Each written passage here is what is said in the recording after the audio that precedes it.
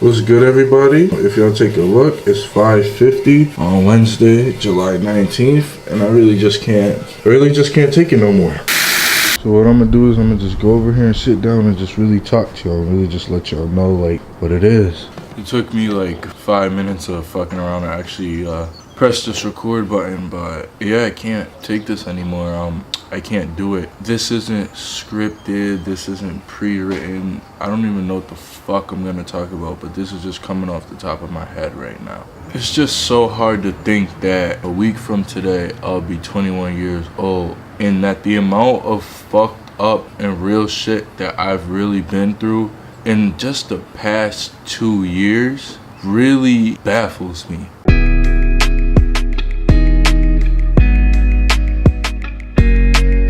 I think that what a lot of people don't understand is that life is something you just can't control. Life is something that's so confusing. Life can hurt so much. Life can really knock you the fuck out on many occasions. Every single time that you try and get up, and you'll never see it coming. Like, it's not anything that you could plan for.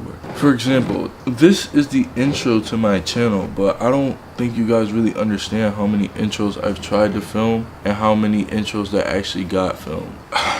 There's been times where I've run into families while I'm recording. There's been times where I thought the lighting was bad. There's been times where I just didn't even want to get up. There's been times like now where my brain just can't take it, and I say I literally can't do it. Like, as y'all could tell, like, it's early in the morning, I ain't even showered yet. I just brushed my teeth and I just had to hop on this camera because life is something fucking crazy, and it's something that they don't teach us in school. Like, they teach you the books, but they never teach you how to prepare for life. And every one of us is gonna have one, but we ain't never learned the truth about it. Let's think about it. In my 21 years, just in the last 2, I've learned so many things. I learned that money is really the root of all beneficial and non-beneficial problems. If you want to move, you need money. If you want to leave your parents' house, you need money. If you want to have a vacation, you need money. But money the same thing that'll have niggas turn their back on you. Money the same thing that'll have niggas cut you off over $20, $50, $100. Money the same thing that niggas will bang with you over. Money the same thing that'll separate niggas that been friends for years over fucking paper. This paper holds some of the most value in your life. Think about it. Right now, you're not doing something you love because you're not getting paid for it, but you're helping create somebody else's dream and help somebody else build their company or help them achieve their goal or help them profit off of your cheap ass labor, all because it's helping you survive. So I gotta ask everyone here, how many of y'all work at a cash register, right? Y'all is making about $20,000 a day, whether it's Popeyes, McDonald's, BK, Wendy's, even, you know, beginning of the year, Planet Fitness, Victoria's Secret, Hollister. Y'all niggas are making thousands and thousands of dollars a day. And what are we getting paid? $10, $80 per 8-hour shift where we gotta stand on our feet all day. Our back hurt, our heels hurt. We get to be told when to go on break. We get to be told when we can eat. Hell, we get to be told when we can piss. All for money. Another thing I learned that they ain't never tell me about in high school until I took a business class in my last year was credit. Credit will build or fuck up your entire fucking life. It's literally a score calculated of numbers on your willingness to repay. And most of us 17, 18, 19 ain't never had nothing to repay because we ain't never had no fucking money. So when you go to apply for a car or you go to move out or you go to get a loan just to stay on your fucking feet, they're like, do you have any credit? I ain't never really learned about credit in high school. Yes, my parents' jobs to teach me about credit, but what did the schools teach me? And now you need a credit score that takes about a year to build to show that you have good credit to apply for the good things that you need now. Things that you need now. It takes about a year to build things that you need now. I don't need the car or the crib a year from now. I need it now. But they ain't never tell us that much about credit. Another thing that I learned, and I think this is the one that hurts the most, is that the people that you grew with growing up and you grew with through high school, these people these people literally might end up turning their back on you at some point in time within only a year or two of you graduating. Whether it's over female, whether it's over money, because that's the only two things that really stop niggas from talking. Maybe family, somebody that you can love and call your best friend and look out for like yourself and fight for, have plans to just build something so great, cannot be speaking to you just a few years after you graduated, or a few years after you moved out, or a few years after y'all didn't agree on the same thing. It's just crazy. Like, you really see yourself building with a person and they don't even see how you living anymore. They could give a fuck about anything that's not themselves. And this ain't one person. I've seen it from many people. And it's so sad to see how selfish this generation could be.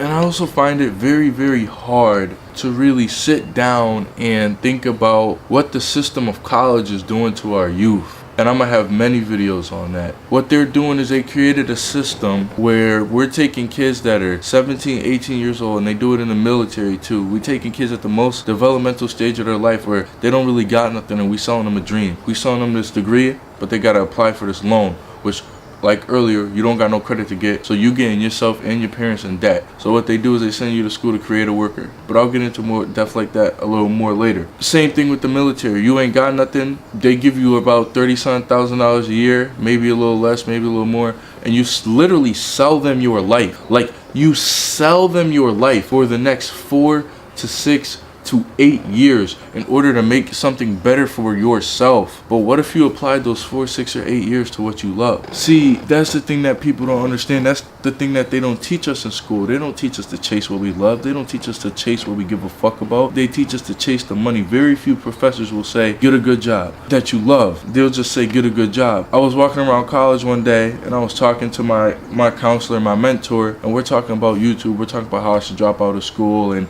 pursue YouTube because it's the only thing that seems to be on my mind and that's motivated. So as I go to talk to the dean or the head business advisor, I run into a lady that works for him, and all she's telling me about is how I should get a degree being an engineer, get a degree doing business, or get a degree where I'm gonna make good money. Who gives a fuck if I'm gonna make good money if I'm not enjoying myself? So here you got one spectrum of somebody telling you to chase your dreams, your passions, and your goal, and here you got this other person telling you to chase money. And another thing that I've unfortunately noticed is that the opposite gender, or the opposite sex, I'll say sex, the opposite sex really won't pay attention to you unless you're doing something. And I know that's a generalized statement, but women want men who are doing something or they can see going somewhere. When you're not doing anything, or when you're on your startup, or when you're on your come up, they don't want to be bothered with you. When you ain't got no bread, they don't want to be bothered with you. When you don't got no car, no weed, no liquor, they don't want to fuck with you. But once all those things come into the equation, now you're the man, now you're the guy. And it's the same thing for females. A lot of niggas might not fuck with you when you're not as attractive as another female, or you don't got money, or you got to be scooped all the time. And then when you get on, people start to fuck with you, and it kind of just shows you that people ain't really in it for you. They in it for what you have and where you're at. So it gives you the impression that, like, you got to go out and work hard and be something to have these people pay attention to you. But it's like, what are they really here for? If you have to achieve a certain status or a certain level of work ethic or a certain, monetary status or level just to have people fuck with you or cool with you, or you gotta have this much dope on you or be smoking at this much all the time, when that shit's gone, are they still here for you? Are they still really your peoples? If you smoking with niggas smoking and all y'all do, what do you think that person is to you after you don't have no weed no more?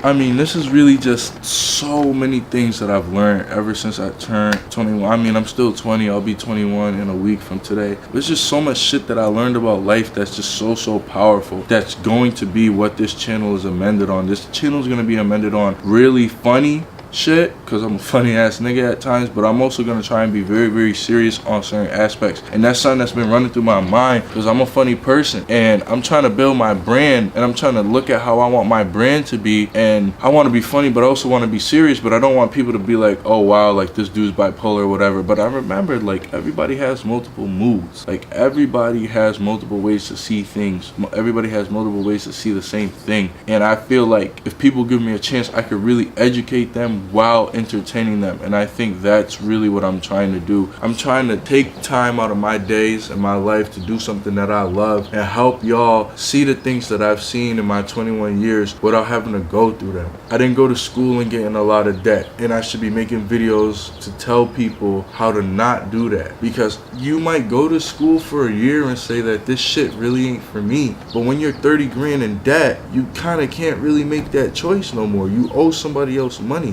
What are you gonna do? Drop out of school and work $10 an hour and pay back 30K? See, that's the trap that they get you in. It's just very, very, like, there's so many systems. The system of food stamps. How the fuck I got the minimum benefit for food stamps when I have a lease in my name, I got insurance to pay, I actually gotta buy food to eat, I gotta pay Wi-Fi, I gotta pay utilities, all that shit to my name. I get the minimum benefit. But some nigga who's out here lying got about 1 or 2 family members, saying that he got 3, claiming somebody else that's not his, saying that somebody else lives with him who doesn't live there, claiming that they homeless when they not homeless is getting the max benefit. So you created a system which is supposed to support people who really can't afford it, but the people who can't afford to eat and apply willingly don't get the benefit. But the people who lie and who are doing very well off do get the benefits. And I understand that the majority of the food stamp SNAP system, probably 85% of the people who are on it really need it. But you got regular niggas working very, very hard who really need to eat, as you can tell by my skinny ass, who aren't getting the benefits that they need because I make too much money. When the fuck was fucking $1,300 a month too much money?